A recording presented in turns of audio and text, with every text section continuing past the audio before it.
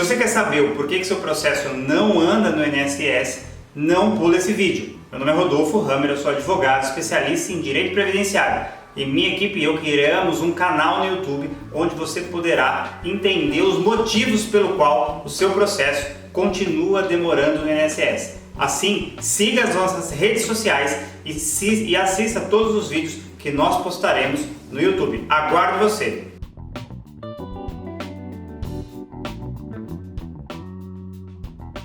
Bom, hoje quase 8 horas da noite, teve um dia bastante cheio, graças a Deus, muito bom.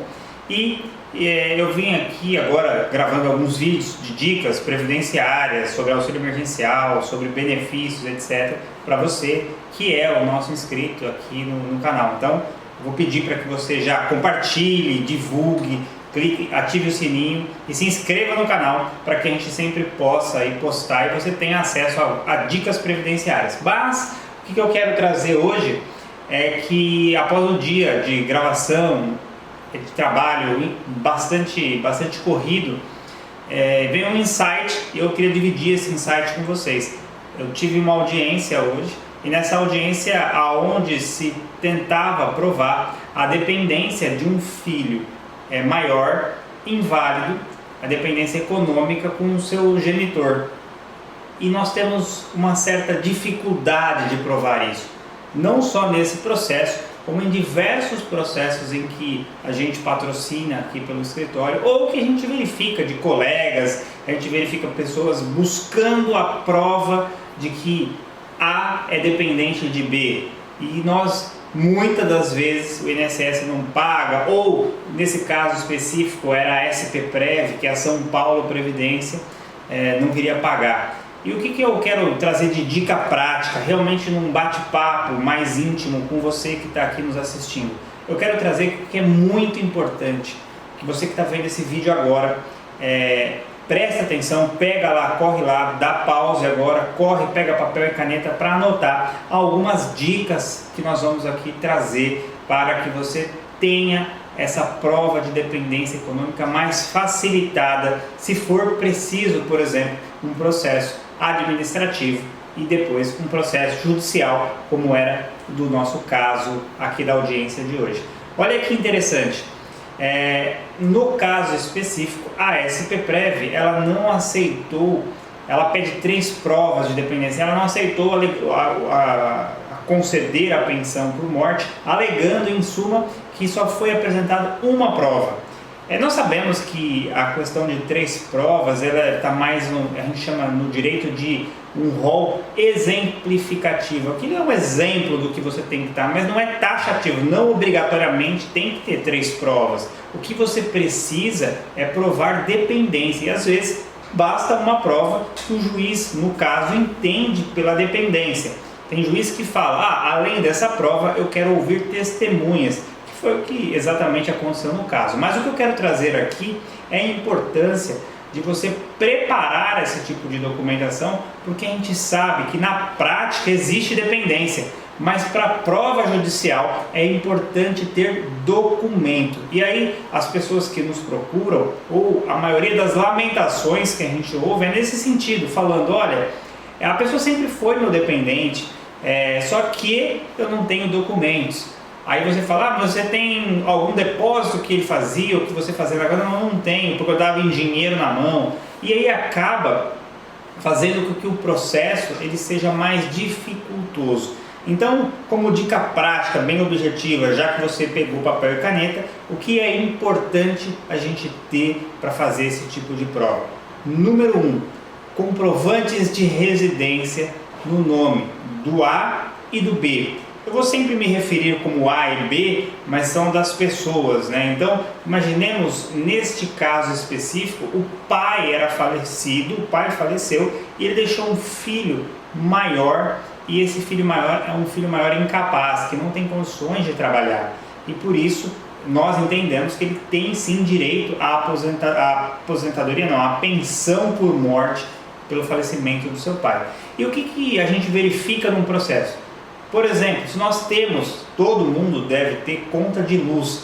Então quem tem conta de luz, a conta de luz nesse exemplo estaria no nome do pai, do genitor. E, por exemplo, uma conta de telefone, ou uma conta de água, ou uma conta de consumo no nome da outra pessoa dependente. Para quê? Para provar que naquele endereço, aqui um exemplo aleatório, rua ABC, número 52, residem o pai e o filho, ou o A e o B, ou o companheiro e a companheira. Isso é muito importante. Então, diversifiquem a titularidade das contas de consumo que você tem. Além disso, além dessa prova, outra coisa que é importante, caso você pague um plano de saúde, um convênio médico, colocar a pessoa dependente no plano de saúde, porque isso prova de que você, titular, tem um dependente que recebe o auxílio saúde, o plano de saúde daquela pessoa. Além disso, além do plano de saúde, o que você pode? Por exemplo, eu sou sócio de um clube. Você tem aí na sua região algum clube, ou você faz alguma arte marcial, ou participa, por exemplo, de alguma entidade. E dentro dessa entidade você coloca lá como seu dependente aquela pessoa que depende de você. Para quê? Para que, se for necessário utilizar esse documento, você vá até aquele clube, até aquele local, aquela associação e peça uma declaração de que A tinha como dependente ali inscrito o B, para facilitar a concessão dessa pensão por morte. Não obstante, não só isso, você pode pedir fazer mais outros tipos de documento para fazer com que aquela realidade, aquilo que acontece na nossa vida no dia a dia, tenha documentos provando. O que mais você pode pedir? Quais são mais tipos de documento? Por exemplo, você quer e faz um testamento falando que aquela pessoa é seu dependente. Se for companheiro e companheira, a confecção em cartório de uma união estável para provar que vocês estão juntos há determinado tempo. Isso é muito importante, pouca gente faz, e aí quando falece acaba fazendo uma união estável pós-mortem, ou seja, depois do óbito vai no cartório e faz essa união estável pós-mortem, e o INSS, o SPPREV, eles acabam não aceitando, alegando que você fez aquele documento depois do óbito. Uma procuração que você dá poderes para aquela pessoa, quando você compra alguma coisa em conjunto, ou quando você vai numa loja, num magazine específico, comprar determinado produto, muitos vendedores querem vender, até empurrar para você, por exemplo, um seguro. Eu comprei, um ferro de passar roupa. Você não quer fazer um seguro desse ferro? E aí muitas pessoas fazem esse seguro e falam assim, olha, você pagar essa taxa, você tem um seguro de vida também. Então coloca como dependente quem são os meus beneficiários caso do seguro de vida. Conta conjunta, às vezes aquela pessoa tem algum recebimento e por ser incapaz ela não pode gerir.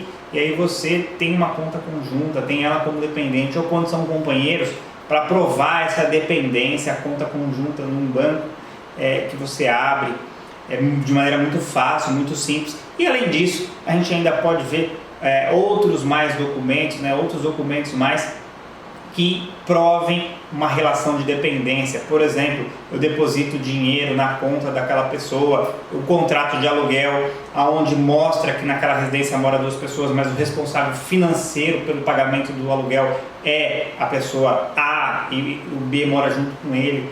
Então, são vários documentos que, no momento em que você for requerer o benefício de pensão, vai te ajudar, vai fazer com que você evite, por exemplo, alguns anos de processo. Só para que vocês tenham uma ideia, esse caso real que eu estou trazendo aqui, da dificuldade que nós temos de trazer prova, foi necessário ouvir testemunhas que conheciam a época para que o juiz se convença, né, porque a audiência foi hoje. O processo é de 2014, com distribuição em 2017, nós estamos em 2021. Então, se você fizer uma análise de 2014 para 2021, a pessoa ainda não conseguiu o benefício e a gente está lutando. E do outro lado, nós temos uma instituição como a SPPREV, que está fazendo de tudo mesmo havendo prova inequívoca da dependência, para não pagar o benefício, o que é o papel da outra parte realmente fazer. Mas o que eu quero deixar registrado nesse vídeo, que é um vídeo mais íntimo, de um bate-papo com você, é que se você conhece alguém que tem essa situação, mas essa situação ela existe na realidade, mas ela não é formalizada, ela está acontecendo ali de fato, mas não está acontecendo de direito, porque não tem documentos que provem isso, você deve fazer com que esses documentos sejam confeccionados de forma legal, né? Então, outro exemplo que eu trago aqui, muito interessante, a pessoa era cadastrada no SUS, no Sistema Único de Saúde, e aí o que aconteceu? Ela pode lá no SUS declarar o endereço dela e falar que tem um companheiro ou um filho, uma criança que depende dela, que seja incapaz, inválido, mesmo com maior de idade, e ele fazer também a carteirinha do SUS para esse filho ou para esse companheiro no mesmo endereço. Então tudo isso ele vem ajudar, ele vem corroborar para que você, quando se necessário, precisar de um processo de pensão por morte, ter que provar a dependência, você tenha documentos para isso. Então hoje foi nesse sentido, foi uma vontade que eu tive de fazer, foi um insight que eu tive para tentar ajudar você que está aí do outro lado e muitas vezes nos mandam diversas questões nesse sentido e perguntando como faz prova de dependência, etc. Então a minha ideia era tentar esclarecer isso de maneira bem direta, bem simples, bem objetiva e espero que seja útil para você. E a gente se encontra aí num próximo vídeo e até breve.